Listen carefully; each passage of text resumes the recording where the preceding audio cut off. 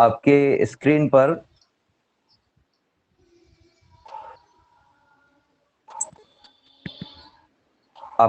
पर पीडीएफ पहले की तरह दिखाई दे रही होगी। हाँ सर। हम उसी से आगे पढ़ेंगे। आप अपने माइक ऑफ कर लें सभी लोग। लास्ट क्लास में हमने पढ़ा था कूलाम के नियम के बारे में, उसके सदिश नियम के बारे में, विद्युत क्षेत्र के बारे में। विद्युत क्षेत्र क्या है, इसे हम कैसे डिफाइन कर सकते हैं। अब इससे आगे हम पढ़ेंगे विद्युत आवेश के कारण विद्युत क्षेत्र की तीव्रता। यदि हमें किसी एक आवेश के कारण विद्युत क्षेत्र की तीव्रता निकालनी हो तो कैसे हम विद्युत क्षेत्र की तीव्रता निकाल सकते हैं। जैसा कि हमने पिछले वाले टॉपिक में पढ़ा था, विद्युत क्षेत्र की तीव्रता या विद्युत क्षेत्र की परिभाषा, दोनों चीजें हमने पढ़ी थी। मैं उसे रिवाइज कर देता हूं एक बार। विद्युत क्षेत्र की जो परिभाषा है उसमें हमने देखा था कि किसी भी आवेश के चारों ओर का वह क्षेत्र, किसी भी आवेश के चारों ओर का वह क्षेत्र जिसमें कोई अन्य आवेश रख दिया जाए तो वह आवेश इस आवेश के कारण आकर्षण या प्रतिकर्षण बल का अनुभव करता है। ऐसे क्षेत्र को, ऐसे एरिया को, उस जगह को विद्युत क्षेत्र कहा जाता है। और अगर हमें उस क्षेत्र में, उस जगह पर, उस बिंदु पर विद्युत क्षेत्र की तीव्रता निकालनी है तो हम कह सकते हैं कि किसी भी आवेश से कुछ दूरी पर किसी बिंदु पर विद्युत क्षेत्र की तीव्रता, उस बिंदु पर एकांक धनात्मक परीक्षण आवेश रखकर उस पर बल ज्ञात करके ज्ञात की जा सकती है। और लास्ट क्लास में हमने ये भी देखा था कि जो विद्युत क्षेत्र की तीव्रता E है, उसकी जो वैल्यू होती है वो उस बिंदु पर रखे आवेश पर लगने वाले बल और जिस आवेश पर ये बल लग रहा है उन दोनों के अनुपात के बराबर है।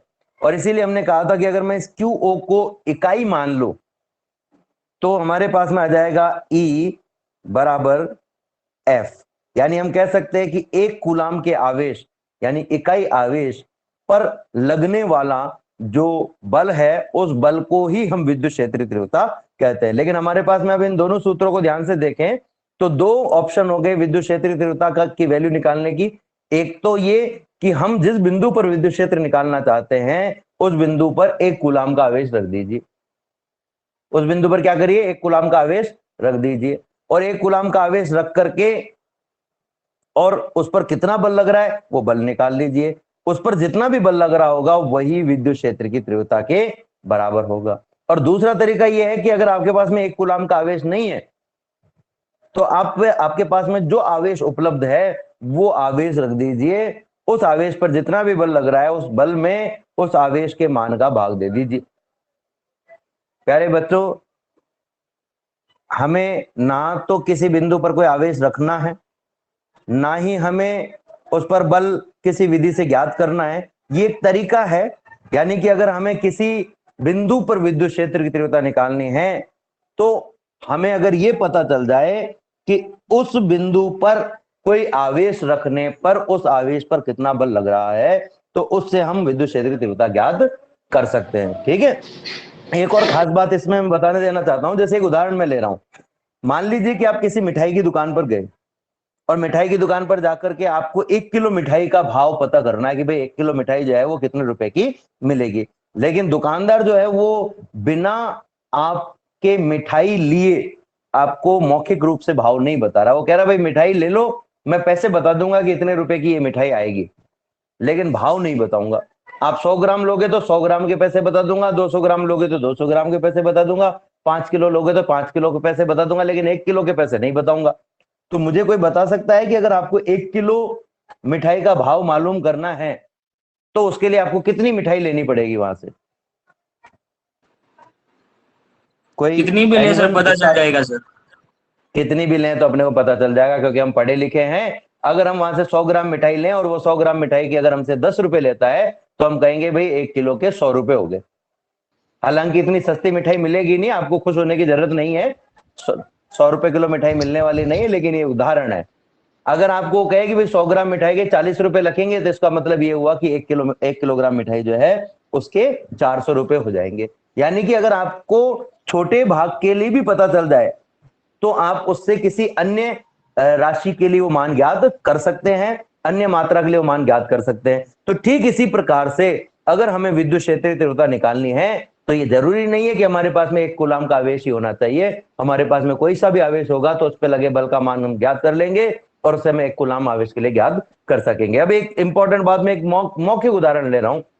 मान लीजिए कि आपको किसी बिंदु पर विद्युत क्षेत्रीय तीव्रता ज्ञात करनी है। उस बिंदु पर विद्युत क्षेत्रीय तीव्रता ज्ञात करने के लिए आपने वहां पर 2 कूलाम का आवेश रख दिया। उस 2 कूलाम के आवेश पर मान लीजिए 15 की जगह मैं 16 ले लेता हूं, उस 2 कूलाम के आवेश पर 16 न्यूटन बल लग रहा है। अब मुझे ये बताए कोई भी कि अगर उसकी जगह 1 कूलाम का आवेश होता तो कितना बल लगता? 8 न्यूटन। 8 न्यूटन। सिंपल सी बात है, 8 न्यूटन। क्यों? क्योंकि जो बल है वो किस पर निर्भर करता है? दोनों आवेशों के परिमाण पर निर्भर करता है। हमने आवेश का परिमाण आधा कर दिया तो बल अपने आप ही आधा हो जाएगा। हमने पढ़ा भी था कि F is equal to 1/4 pi epsilon naught Q1 Q2 upon R square. यहां पर अगर हम दूसरे आवेश Q2 की वैल्यू को अगर आधा कर दें तो ऐसी स्थिति में हम ये पता लगा सकते हैं कि उस पर कितना बल लगेगा। अब अपन आते हैं अपने टॉपिक पर। तो हमारा जो टॉपिक है वो है बिंदु आवेश के कारण विद्युत क्षेत्र की तीव्रता। हमेशा ये याद रखिए कि जब आप विद्युत क्षेत्र की तीव्रता निकाल रहे हो, ठीक है, इतनी देर से मैं बात कर रहा हूं कि भाई 1 कूलाम का आवेश रख करके ज्ञात कर सकते हैं, 2 कूलाम का आवेश रख करके ज्ञात कर सकते हैं, 5 कूलाम का आवेश रख करके ज्ञात कर सकते हैं, 10 कूलाम का आवेश रख करके ज्ञात कर सकते हैं। तो ये जो आवेश हमने रखा है ये विद्युत क्षेत्रीय तीव्रता इस आवेश की नहीं है, ये विद्युत क्षेत्र की तीव्रता उस आवेश की है जो इस हमारे द्वारा रखे गए आवेश पर बल लगाएगा। अब मुझे ये बताओ कि आपने किसी भी स्थान पर 5 कूलाम का आवेश रख दिया और उस पर आप बल निकाल रहे हो तो उस 5 कूलाम के आवेश पर कौन बल लगाएगा? कौन बल लगा सकता है ये जानना भी जरूरी है। तो किसी आवेश पर केवल 2 ही प्रकार के बल लग सकते हैं। पहला बल गुरुत्वाकर्षण बल है जो कि उसके द्रव्यमान के कारण लगता है, और दूसरा जो बल है वो बल स्थिर आवेश अगर है तो उस पर कोई दूसरा आवेश या आवेशों का निकाय ही बल लगा सकता है। या तो कोई आवेश लगा सकता है या आवेशों का निकाय। अब आवेश और आवेश के निकाय का मतलब क्या है? आवेश का मतलब है एक आवेश और आवेशों के निकाय का मतलब है 10, 12, 15, 20, 25 कितने भी आवेश हो सकते हैं, यानी एक से ज्यादा हो सकते हैं। तो एक से ज्यादा है तो हम कहेंगे आवेशों का निकाय, और एक है तो हम क्या कहेंगे? आवेश। अब मान लीजिए कि आपने जो बल निकाला वो आवेश, जिस आवेश पर बल निकाला वो आवेश था Q0। इस पर कोई ना कोई आवेश बल लगा रहा था, वो जो आवेश इस पर बल लगा रहा था वो मान लीजिए वो है Q। तो विद्युत क्षेत्र किसका होगा? विद्युत क्षेत्र होगा इस Q आवेश जो बल लगा रहा है। यानी कि जब भी हम विद्युत क्षेत्र तीव्रता निकालते हैं तो वो किसी ना किसी आवेश की होती है।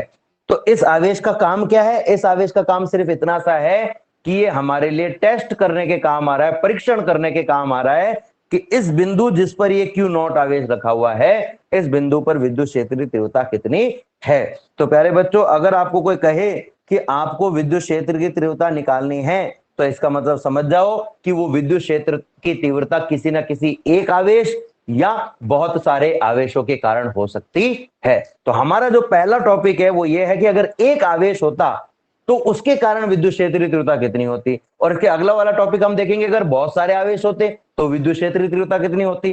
तो सिंपल तरीका है, ध्यान से समझिएगा। मान लीजिए कि वो जो एक आवेश है आपके पास में, वो एक आवेश है आपके पास में, ये आपको दिखाई दे रहा होगा Q। इस आवेश के कारण इस आवेश से R दूरी पर आपको विद्युत क्षेत्र की तीव्रता निकालनी है। इस R दूरी पर जो बिंदु है उस बिंदु का नाम है P। इस P पर आपको विद्युत क्षेत्र की तीव्रता निकालनी है। तो जैसा कि हमने पिछली परिभाषाओं में देखा, हमने क्या कहा था कि जिस भी बिंदु पर विद्युत क्षेत्र की तीव्रता निकालनी है उस बिंदु पर एक परीक्षण आवेश रख दो। तो हमने यहां पर एक परीक्षण आवेश रख दिया Q0।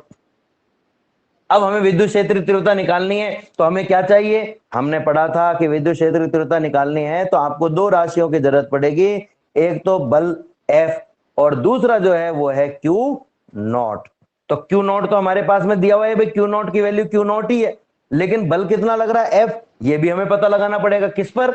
इस Q0 पर कितना बल लग रहा है। तो हमें बल का मान पता करना है। जैसा कि आपको सामने पीडीएफ में दिख रहा होगा, इसको जब भी अपन इस टॉपिक को पढ़ते हैं, कोई भी टॉपिक लिखते हैं, तो बोलने का तरीका जो होता है वो हमारा अलग होता है, लेकिन लिखने का तरीका जो है वो अलग होता है।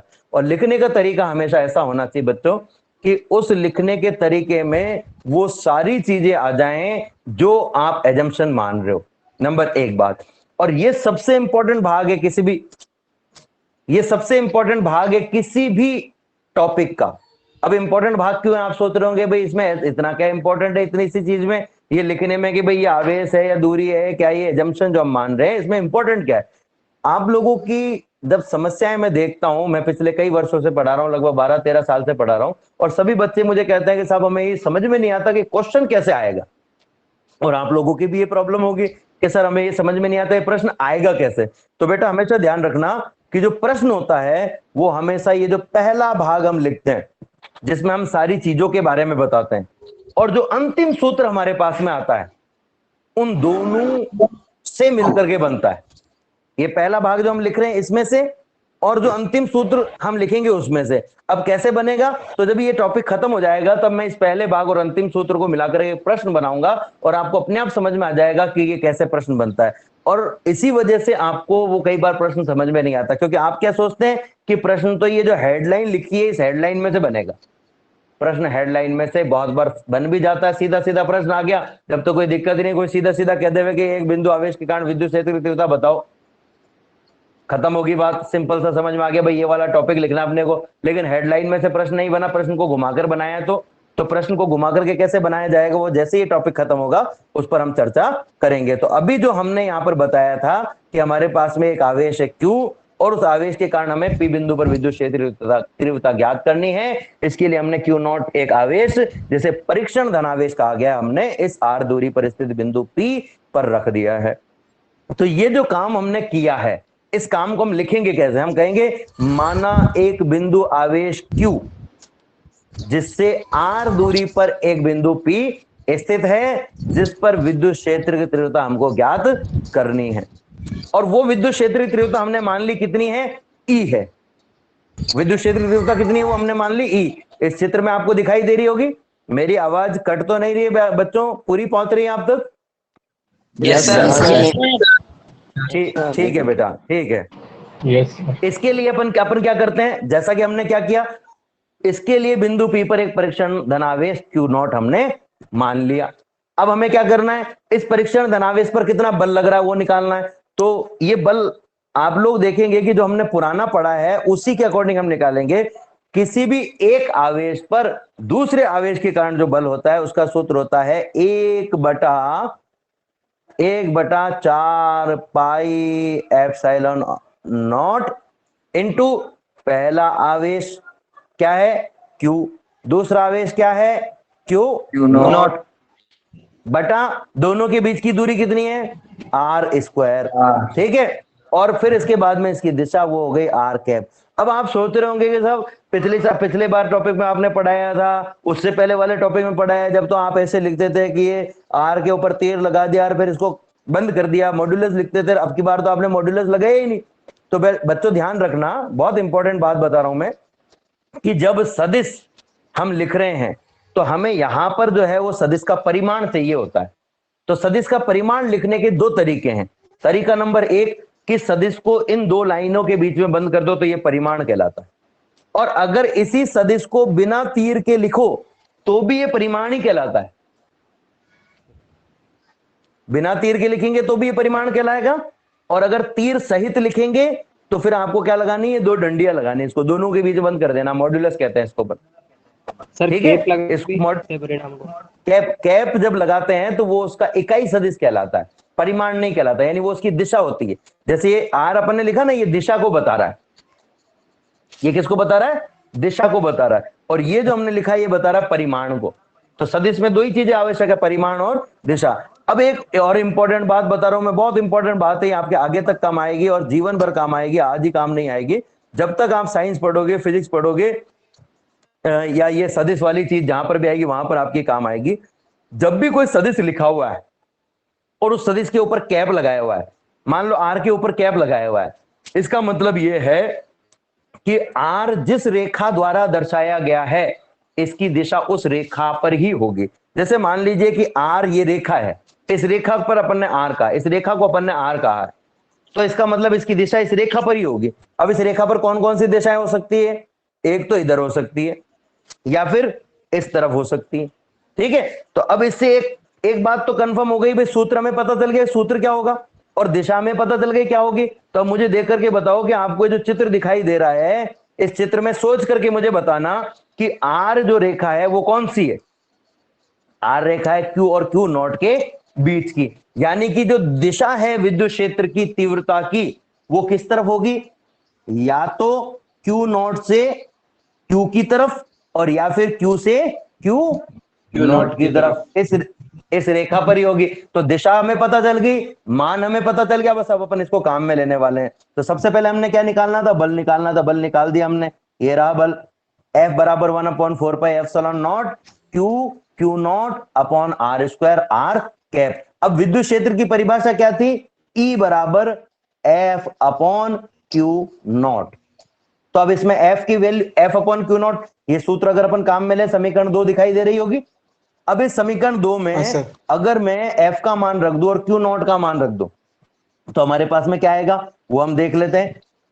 हमें पता है F की वैल्यू कितनी है, वो F की वैल्यू भी मैं लिख देता हूं और क्यू नॉट की वैल्यू भी मैं लिख देता हूं। तो देखिए F की वैल्यू तो हमारे पास में है q naught upon 4πε0 upon are square और ये आर कैप। अब थोड़ा सा अलग रूप में लिखा है मैंने क्या किया, जो समीकरण अपन लिखते थे, ये जो लिखी हुई है समीकरण नंबर 1, इसमें 1 और क्यू नॉट को गुणा कर दिया और नीचे 4πε0 और आर स्क्वायर को गुणा कर दिया। ठीक है, ये तो किसका मान हो गया, F का मान हो गया। अब इस F के मान में अपने को किसका भाग देना है, इस F के मान में हमें भाग देना है क्यू नॉट का। ये क्यू नॉट का भाग दे दिया, तो देखो ये क्यू नॉट से क्यू नॉट कट गया। ठीक है, क्या बचा आपके पास में, Q अपॉन 4πε0 आर स्क्वायर, ये यहां लिखा हुआ है, आप देख सकते हो। ये क्यू नॉट से क्यू नॉट कट गया, ये क्यू नॉट से क्यू नॉट कैंसिल, क्या बचेगा आपके पास में, E बराबर 1/4πε0 Q upon are square into R cap. ये अगले भाग में आपको यहां पर दिखाई दे रहा होगा समीकरण नंबर 15 में, सॉरी समीकरण ये जो सबसे ऊपर है 15वें पेज पर जो सबसे ऊपर समीकरण दिख रही है। अब इसमें क्यू नॉट से क्यू नॉट कट गया तो क्या गया आपके पास में 1/4πε0 या ε0 Q upon are square are cap. तो ये विद्युत क्षेत्र की तीव्रता का मान है किसके लिए, किसी एक आवेश के लिए उस आवेश से आर दूरी पर। अब हमारे लिए दिक्कत क्या आ रही है, सबसे पहली दिक्कत तो ये कि साहब आपने ये तो बता दिया कि विद्युत क्षेत्र की तीव्रता, जैसे हमने जो निकाला वो क्या निकाला वो बता रहा हूं मैं। हमने निकाला है किसी एक आवेश के कारण इस आवेश से आर दूरी पर विद्युत क्षेत्र की तीव्रता, आर दूरी पर जो पी बिंदु है उस पर विद्युत क्षेत्र की तीव्रता निकाल ली। लेकिन हमारे लिए एक अभी इंपॉर्टेंट बात इसमें रह रही है। इंपॉर्टेंट बात क्या रह रही है कि सर आपने ये कहा था कि जो दूरी आर है, आप लोगों का ये प्रश्न होगा मेरे से अपने मन में, बाद में कभी भी आप ये पूछोगे कि साहब ये आपने बोला था कि जो आर कैप है यानी कि इसकी दिशा है, ये दिशा इधर भी हो सकती है और इधर भी हो सकती है, पर क्या ये दोनों तरफ ही होगी क्या, हमें कैसे पता चलेगा कि इधर है होगी या इधर होगी। ये तो आपने दो ऑप्शन दे दिए, पर इन दो ऑप्शन में से सही वाला कौन सा है, तो वो कैसे हम पता लगाएं। ध्यान से सुनना मेरी बात को बेटा, जिस आवेश के कारण आप विद्युत क्षेत्र तीव्रता निकाल रहे हो, अगर ये आवेश धनात्मक आवेश है, कैसा आवेश है, धनात्मक आवेश है, तो ये जो दिशा है वो हमेशा आवेश से दूर जाने की दिशा में होगी, आवेश से बाहर की तरफ। अब बाहर की तरफ किस तरफ, आवेश से उस बिंदु की तरफ जिस बिंदु पर आप विद्युत क्षेत्र ज्ञात कर रहे हो, यानी कि इस आवेश Q से P की तरफ, ये वाली दिशा, ये वाली दिशा। ठीक है, मैं इसे मिटा के वापस बना देता हूं, आप देख पा रहे होंगे यहाँ पर, अभी आपको व्हाइट बोर्ड पर इस पे सामने दिखाई देगा कि ये अगर हम अपने पास में आवेश Q है और बिंदु P अगर यहां पर है तो हम कहेंगे कि आवेश की ये विद्युत क्षेत्र की दिशा हो गई Q से P की ओर। अगर ये P बिंदु इधर है तो ये इस दिशा में हो गई, ये इधर है तो इस दिशा में हो गई।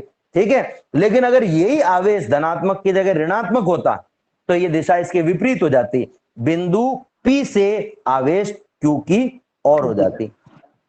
कैसे हो जाती, ये देखो इस तरीके से, यानी ऋणात्मक आवेश के लिए आवेश की तरफ आती हुई और धनात्मक आवेश के लिए आवेश से दूर जाती हुई। तो हम कह सकते हैं कि अगर धनात्मक आवेश है तो आवेश से बिंदु की ओर, कौन से बिंदु की ओर, उस बिंदु की ओर जिस पर हम विद्युत क्षेत्र की तीव्रता ज्ञात करना चाहते हैं। और अगर ये आवेश ऋणात्मक आवेश है तो उस बिंदु से आवेश की ओर होगी। ऋणात्मक आवेश के लिए बिंदु से आवेश की ओर और धनात्मक के लिए आवेश से बिंदु की ओर। तो अभी हमें दो चीजें पता चल गई, एक तो विद्युत क्षेत्र का मान कितना हुआ और एक हमें पता चल गया कि इसकी दिशा क्या होगी।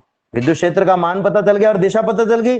अब मैं जो बात कर रहा था, इस ग्राफ को जो सामने आपको दिख रहा होगा, इस ग्राफ को समझाने से पहले मैं उस बात पर आऊंगा। मैंने आपको कहा था लास्ट में कि जो हमने शुरुआत में लिखा है और जो लास्ट सूत्र हमारे पास में आया है उससे मिलाकर के हम प्रश्न बनाएंगे।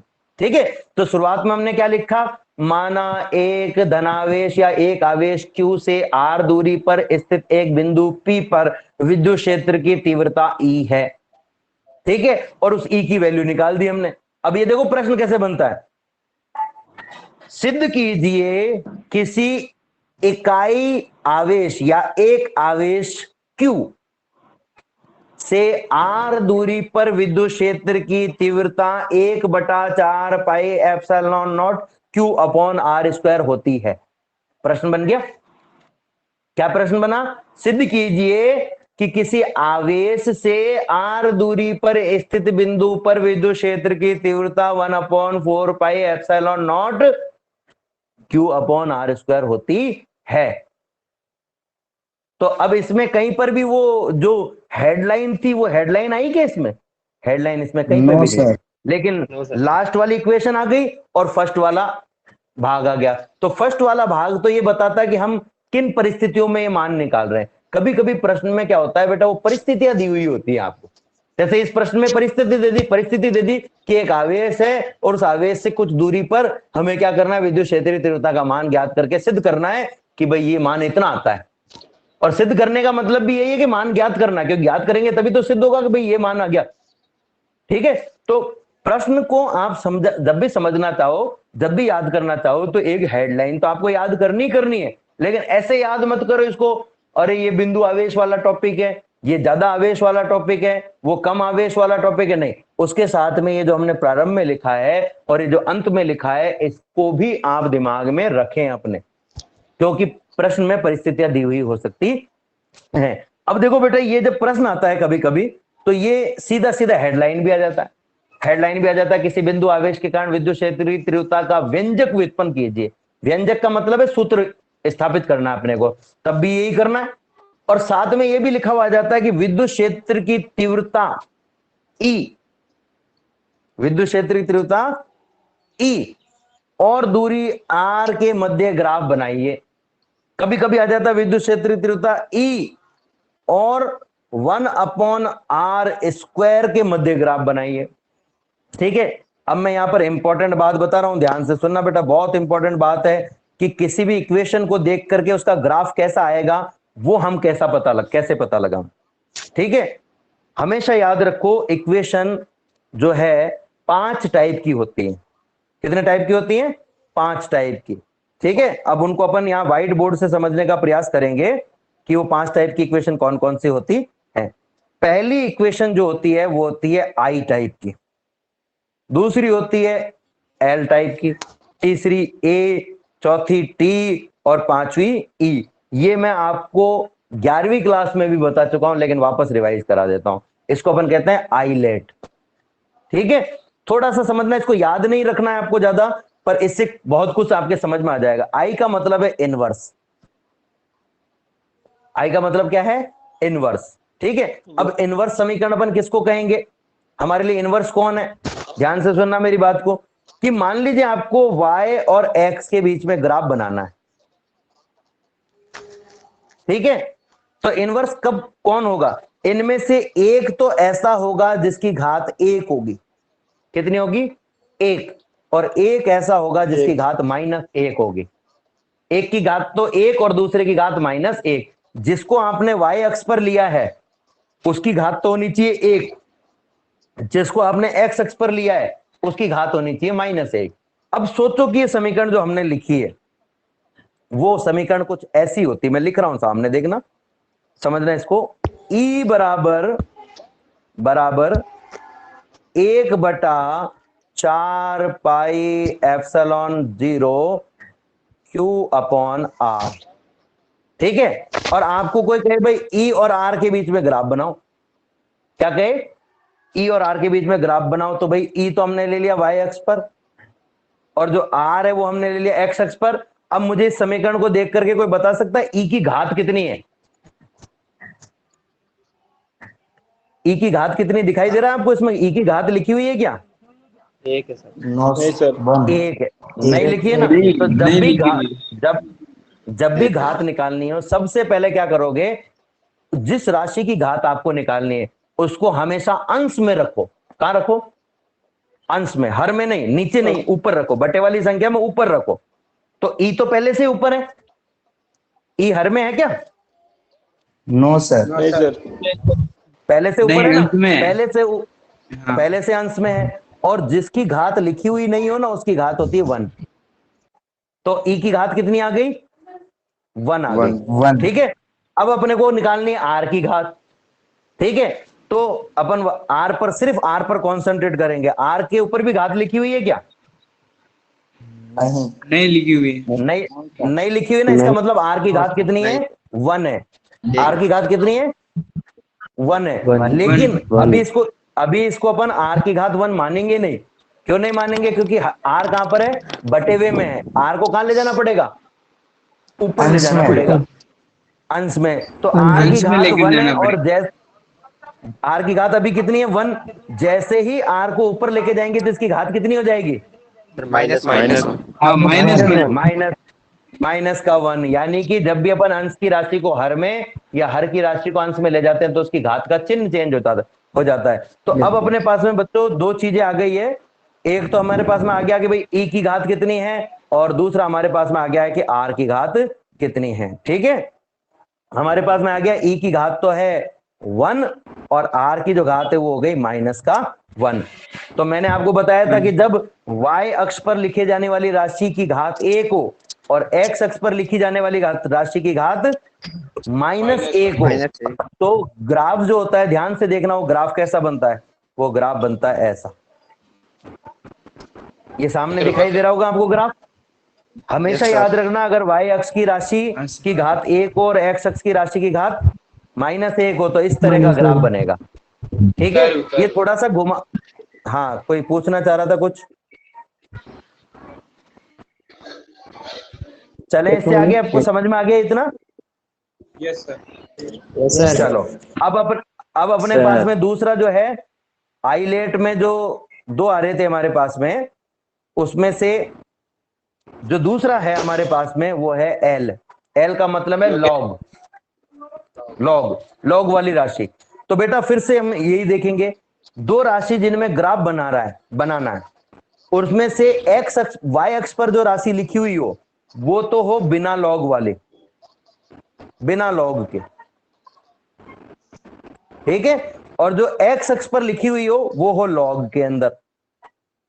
ठीक है ना? अब देखो, जैसे इक्वेशन लिख रहा हूं मैं, अभी आपको समझ में आ जाएगा, जैसे मान लीजिए इक्वेशन लिखी हुई है E is equal to 2 log, और इस लॉग के बाद में लिखा हुआ है मान लो R। तो ये वाली समीकरण हो गई जो भी अपन ने देखी, वैसी समीकरण हो गई। अगर वैसी समीकरण हो गई है तो इसका ग्राफ कैसे बनेगा लॉग वाली राशि का? तो इसका ग्राफ अभी अपन नहीं समझेंगे क्योंकि ये अभी अपने सिलेबस में नहीं है। ठीक है, लेकिन ये लॉगरिथम फंक्शन कहलाता है। ठीक है ना? अब तीसरे प्रकार की जो है उस पर अपन आते हैं। मैं थोड़ा सा ये थोड़ा ज्यादा हो जाएगा, अभी धीरे धीरे समझेंगे, इसलिए मैं रफली कुछ चीजें बता देता हूं आपको जो हमारे काम की हैं। अभी जो हमारे काम की हैं उनको हम समझते हैं। मान लो जिनके बीच में आप ग्राफ बना रहे हो उनमें से एक तो है ई और दूसरा है आर। अगर उन दोनों की घात 1 हो, कितनी हो? 1 हो, तो ग्राफ हमेशा सीधी रेखा बनेगा, हमेशा सीधी रेखा बनेगा। ठीक है, और अगर दोनों की घात में से एक की घात 1 और दूसरे की माइनस हो तो इस तरह का बनेगा। यह भी अपन ने देखा था। ठीक है, इसके साथ में एक और चीज मैं बताता हूं बेटा, कि मान लो आपने जो समीकरण लिखी हुई है, ठीक है ना, जैसे मैंने एक समीकरण लिख दी, ये समीकरण लिख दी y बराबर mx। अब मुझे इसमें बताओ कितने पद हैं? एक पद तो है y का और दूसरा पद है x का। एक बात हमेशा याद रखना कि जब दो राशियां गुणा में होती हैं तो वो एक ही पद कहलाता है, अलग अलग पद नहीं कहलाता। जैसे m और x गुणा में है तो ये पूरा एक पद कहलाएगा। अब इसमें y की घात एक है, x की घात एक है, इसके अलावा कोई पद दिख रहा है क्या इसमें? इसके अलावा कोई पद नहीं दिख रहा ना। तो जब कोई और पद नहीं हो तो ये सरल रेखा हमेशा 0 से शुरू होगी। ठीक है। अब एक और बात कि अगर किसी एक राशि की घात, अभी अपने काम का बता रहा हूं मैं केवल, जो अभी अपने काम आएगा, एक राशि की घात तो है एक, और दूसरी राशि जो है उसकी घात है -2। पहले हमने देखा था -1, अब हम क्या देख रहे हैं? -2। तब ये जो समीकरण है, इसका जो ग्राफ है वो कैसा आएगा? इसका ग्राफ पहले जैसा ही आएगा, ये ऐसा, थोड़ा सा मैं यूं घुमा के लेना है इसको, है ना, ये तीखा नहीं लेना है। तो दोनों में अंतर क्या है? एक ग्राफ तो आपके पास में ऐसा है, थोड़ा सा कम झुका हुआ है अंदर की तरफ, और एक थोड़ा सा ज्यादा झुका हुआ है। अब थोड़ा सा एक क्वेश्चन पे मैं थोड़ा सा आपकी नजर ध्यान लाऊंगा, ध्यान से समझना बेटा। मान लो एक समीकरण लिखा हुआ है y बराबर 1/x²। ठीक है। आपको कोई कहे कि y और x के बीच में ग्राफ बनाओ। ठीक है। तो y की घात कितनी है? 1, और x की घात कितनी है? x की घात कितनी? -2। तो ग्राफ कैसा बनेगा? ये ग्राफ ऐसा बनेगा। ठीक है, इस तरह का। लेकिन अगर कोई कहता कि y के और x के बीच में ग्राफ मत बनाओ, y के और 1/x² के बीच में ग्राफ बनाओ, तो मुझे ये देख के बताओ कि इस 1/x² की घात कितनी है? x की घात नहीं, 1/x² की घात। इसकी घात है 1। तो इसकी घात भी एक और इसकी घात भी एक, तो ग्राफ कैसा आएगा? सीधी रेखा। समझ में आ गई बात? अब इस चीज को अपन काम में लेंगे, अपने वाले समीकरण में काम में लेंगे अपन। ठीक है, बोर तो नहीं हो रहे हो? हाँ सर। नहीं सर। ये तो, अरे ये एक जना कह रहा है हाँ सर, भाई इसको ये बोर हो रहा है। कौन है ये? है बोर हो रहा है क्या भाई? भगवान चौधरी। भाई बोर हो रहा है तो बोर हो रहा है तो बंद कर देता हूँ क्लास यार पढ़ाना, और क्या करूँ भाई, तू बता। ऐसे मत कर यार, शायद बेइज्जती कर रहा है मेरी। नहीं सर, आज तो इंटरेस्ट था। है ना। आज बेटा ये ऐप में क्या आवाज भी क्लियर आती है, और इसमें थोड़ी सी फंक्शन अपने को सुविधा भी ज्यादा है। वो मैं भी आपको थोड़ी देर बाद में बताऊंगा क्या क्या सुविधाएं अपने को इसमें मिलेंगी। तो ये इस इक्वेशन पे मैं आ गया हूं। ये देखो बेटा, अब अपने पास में जो इक्वेशन थी, ये इक्वेशन सामने आपको दिखाई दे रही है। अपन ने यहाँ पे दो ग्राफ बनाए, एक तो ई के बीच में और एक आर के बीच में। तो समीकरण को देख के बताओ ई की घात कितनी है? ई की घात है 1, और आर की घात कितनी है? आर की घात कितनी है? आर की देखो, आर की घात कितनी है? -2। तो ग्राफ कैसा बनेगा? कैसा बनेगा जैसे मैंने पहला ग्राफ बनाया था। और अब अगर आपको कोई कहे कि ई के और 1/r² के बीच में ग्राफ बनाओ, तो 1/r² की घात कितनी है? एक। ई की घात भी एक और 1/r² की घात भी एक, दोनों की घात एक एक है। तो ग्राफ कैसा आएगा? सरल रेखा। सीधी रेखा। सरल रेखा। तो अब आपको ये दोनों ग्राफ समझ में आ गए? Yes sir. ठीक है। तो अब इससे आगे अपन चलेंगे। ठीक है, इससे आगे अपन चलेंगे। तो हमने बात की कि एक आवेश होता तो कैसे हम विद्युत क्षेत्र ज्ञात कर सकते थे। अब अगर अपन एक से ज्यादा आवेश लेवें तो जो हमने बल के मामले में किया था वो इसमें करेंगे। हम कहेंगे कि किसी एक बिंदु पर एक से ज्यादा आवेशों के कारण अगर विद्युत क्षेत्र की तीव्रता निकालनी है, तो हर आवेश की विद्युत क्षेत्र की तीव्रता निकालो और जोड़ दो। क्या कहेंगे? किसी एक बिंदु पर इसके चारों ओर उपस्थित आवेशों के कारण विद्युत क्षेत्र की तीव्रता सभी विद्युत क्षेत्र की तीव्रताओं के योग के बराबर, सदिश योग के बराबर होती है। ठीक है। तो मान लीजिए कि n आवेश आपके पास में Q1 है, Q2 है, Q3 है, Q4 है, Q5 है, Qn है, और आपको P बिंदु पर विद्युत क्षेत्र की तीव्रता निकालनी है। तो ऊपर फॉर्मूला आपको दिख रहा है, विद्युत क्षेत्र की तीव्रता का सबसे ऊपर फॉर्मूला दिख रहा होगा, उसमें आपको पता चल रहा होगा कि विद्युत क्षेत्र की तीव्रता E का मान निकालने के लिए आपको दो राशियों की जरूरत पड़ रही है। 1/4πε0 तो कांस्टेंट है, इसकी तो कोई दिक्कत ही नहीं है। एक राशि चाहिए आपको Q और दूसरा चाहिए R। बेटा जब भी आप कोई वैल्यू निकालो तो हमेशा याद रखो कि जो वैल्यू आप लिख रहे हो उसका मीनिंग क्या है। जैसे इसमें Q का मीनिंग क्या है और R का मीनिंग क्या है। तो Q का मीनिंग है वो आवेश जिसके कारण विद्युत क्षेत्र की तीव्रता निकाल रहे हैं, और R का मीनिंग है इस आवेश से उस बिंदु की दूरी जिस पर विद्युत क्षेत्र की तीव्रता निकाल रहे हैं। ठीक है, तो हमने मान लिया n आवेश है और प्रत्येक आवेश से p बिंदु की जो दूरी है वो r1 r2 r3 r4 r5 r6 r6 r7 rn है।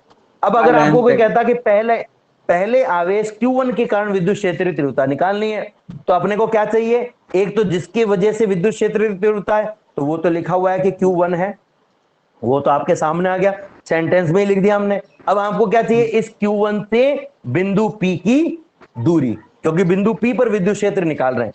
ठीक है, तो हम क्या कहेंगे, आवेश q1 के कारण विद्युत क्षेत्र की तीव्रता E1 बराबर 1/4 पाई एप्सिलॉन नॉट, आवेश q की जगह तो आ गया q1 क्योंकि q1 की वजह से है, और दूरी r की जगह आ गई r1, और दिशा भी क्या हो गई, r1 कैप।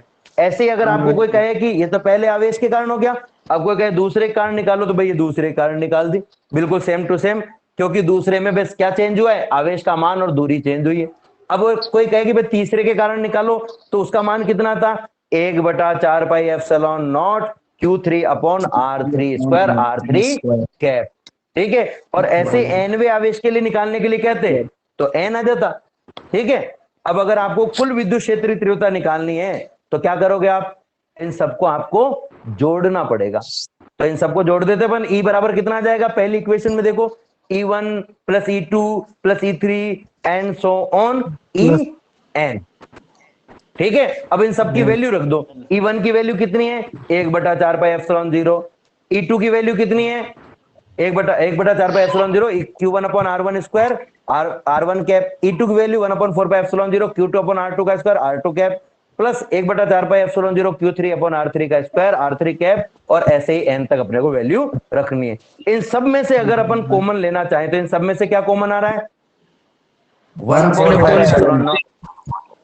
ठीक है, अब देखो बेटा ध्यान से सुनना, एक इक्वेशन लिख रहा हूं मैं यहां पर, ये मान लो है x1 plus x2 plus x3 plus x4, ऐसे कोई इक्वेशन लिखी हुई मान लो लास्ट तक।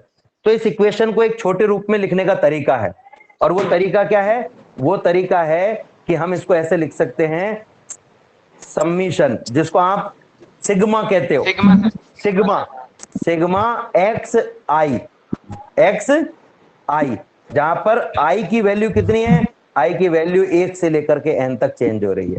तो इस लाइन का मतलब क्या है, इस लाइन का मतलब है कि ये जो समीकरण है ये x के बहुत सारे पदों का योग है, जिसमें प्रत्येक पद में आई की वैल्यू 1 से लेकर के n तक बदल रही है, कभी 1 आती है, कभी 2 आती है, कभी 3 आती है, कभी 4 आती है। तो ऐसे ही आप ध्यान से देखोगे तो ये समीकरण को भी देखो, ये समीकरण भी क्या है, ये भी बहुत सारे पदों का योग है, एक जैसे पदों का योग है, जिसमें क्या हो रहा है, हर बार केवल 1 की जगह 2 आ रहा है, फिर 2 की जगह 3 आ रहा है, फिर 3 की जगह 4 आ रहा है, फिर 4 की जगह 5 आ रहा है, फिर 5 की जगह 6 आ रहा है, फिर 6 की जगह 7 आ रहा है। तो इसको भी अपन ऐसे लिख सकते हैं, हमने x के 4 पद थे, x1 x2 x3 x4 x5, इस तरीके से बहुत सारे पद थे, उन सबकी जगह कितने पद लिखे सिग्मा लिखने के बाद में, एक पद। तो यहां पर भी हम क्या करेंगे, सिग्मा के बाद में एक पद लिखेंगे, सिग्मा के बाद में एक पद लिख दिया, और प्रत्येक पद में जो राशि है वो हम यहां पर लिखेंगे। तो प्रत्येक पद में देखो q है तो हमने इसमें q लिख दिया, प्रत्येक पद में r स्क्वायर है तो इसमें हमने r स्क्वायर लिख दिया, प्रत्येक पद में r का कैप है तो हमने r का कैप लिख दिया, और ये जो इसके साथ में अंक है उसको हम लिख दिया कि ये i बराबर 1 से लेकर के n तक बदलता है, यानी हर पद में इस i का मान बदल जाएगा। पहले पद में 1 आएगा तो दूसरे पद में 2 आएगा, तो तीसरे पद में 3 आएगा, तो चौथे पद में 4 आएगा, तो पांचवें पद में 5 आएगा, तो nवें पद में n आ जाएगा। तो ये इस समीकरण को शॉर्ट में लिखने का तरीका है। ठीक है, तो हमने ये देखा कि एक आवेश के कारण विद्युत क्षेत्र की तीव्रता का सूत्र क्या होता है, फिर हमने देखा कि बहुत सारे आवेश हो तो विद्युत क्षेत्र की तीव्रता का सूत्र क्या होता है। तो सिंपल मीनिंग क्या है कि एक आवेश के कारण विद्युत क्षेत्र की तीव्रता का सूत्र 1/4 pi epsilon 0 Q upon R square होता है, और अगर हमें बहुत सारे आवेशों के कारण विद्युत क्षेत्र की तीव्रता निकालनी है तो ऐसे ही सभी आवेशों के कारण अलग अलग मान निकाल लीजिए, और अलग अलग मान निकाल करके इन सबको जोड़ दीजिए। ठीक है।